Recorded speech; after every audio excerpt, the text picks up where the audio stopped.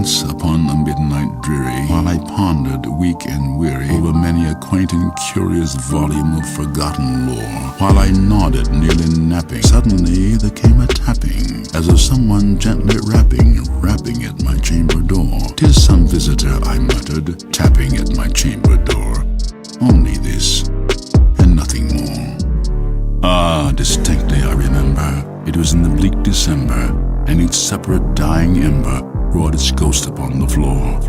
Eagerly I wished the morrow, vainly had I sought to borrow from my book's surcease of sorrow, sorrow for the lost Lenore, for the rare and radiant maiden whom the angels name Lenore, nameless here forevermore, forevermore. And the silken, sad, uncertain rustling of each purple curtain thrilled me, filled me with fantastic terrors never felt before, so that now to still the beating of my heart I stood repeating, "'Tis some visitor entreating entrance at my chamber door, some late visitor entreating entrance at my chamber door. This it is, and nothing more, and nothing more, and nothing more." Presently my soul grew stronger, hesitating then no longer. "Sir," said I, "or madam, truly your forgiveness I implore. But the fact is, I was napping, and so gently you came rapping, and so faintly you came tapping.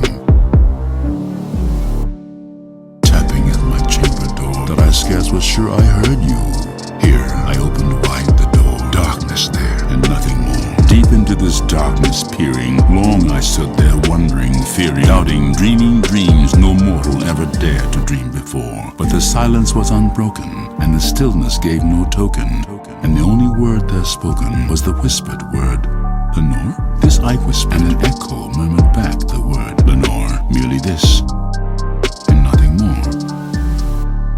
Back into the chamber turning, all my soul within me burning, soon again I heard a tapping somewhat louder than before. "Surely," said I, "surely that is something at my window lattice. Let me see then what thereat is, and this mystery explore. Let my heart be still a moment, and this mystery explore. 'Tis the wind, and nothing more." Open here I flung the shutter, when with many a flirt and flutter in there stepped a stately raven of the saintly days of yore. Not the least obeisance made he, not a minute stopped or stayed he, but with mien of lord or lady perched above my chamber door, perched upon the bust of Pallas just above my chamber door, perched and sat, and nothing more. Then this ebony bird beguiling my sad fancy into smiling by the grave and stern decorum of the countenance it wore.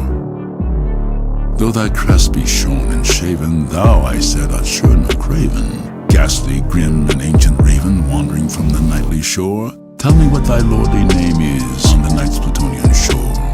Quoth the raven, "Nevermore."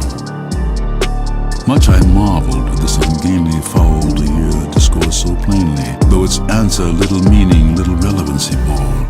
For we cannot help agreeing that no living human being ever yet was blessed with seeing bird above his chamber door, bird or beast upon the sculptured bust above his chamber door, with such a name as Nevermore.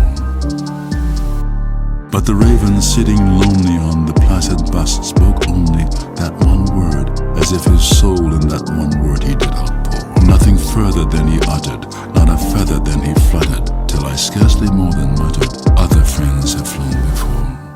On the morrow he will leave me, as my hopes have flown before." Then the bird said, "Nevermore."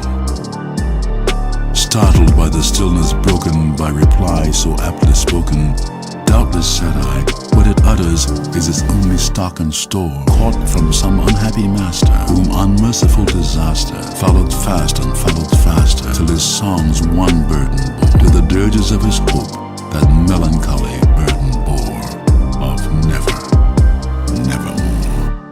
But the raven still beguiling my sad fancy into smiling, straight I wheeled a cushioned seat in front of bird and bust and door. Then upon the velvet sinking, I betook myself to linking fancy unto fancy, thinking what this ominous bird of yore, what this grim, ungainly, ghastly, gaunt, and ominous bird of yore meant in croaking nevermore. This I sat engaged in guessing, but no syllable expressing, to the fowl whose fiery eyes now burned into my bosom's core. This and more I sat divining, with my head at ease reclining on the cushion's velvet lining that the lamplight gloated o'er, but whose velvet violet lining the lamplight gloating o'er she shall press, nevermore. Then methought the air grew denser, perfumed from some unseen censer, sung by seraphim whose footfall tinkled on the tufted floor. Wretch, I cried, thy God hath lent thee, by these angels he hath sent thee, respite and nepenthe from thy memories of Lenore. Quaff, oh quaff this kind nepenthe, and forget this lost Lenore. Quoth the raven, nevermore. Prophet said I, thing of evil, prophet still if bird or devil, whether tempter sent or whether tempest tossed thee here or shore. Desolate yet all undaunted on this desert land, enchanted, this home by horror haunted. Tell me truly, I implore, is there balm in Gilead? Tell me, I implore. Quoth the raven, nevermore. Prophet said I, thing of evil, prophet still if bird or devil, by that heaven that bends above us, by that God we both adore.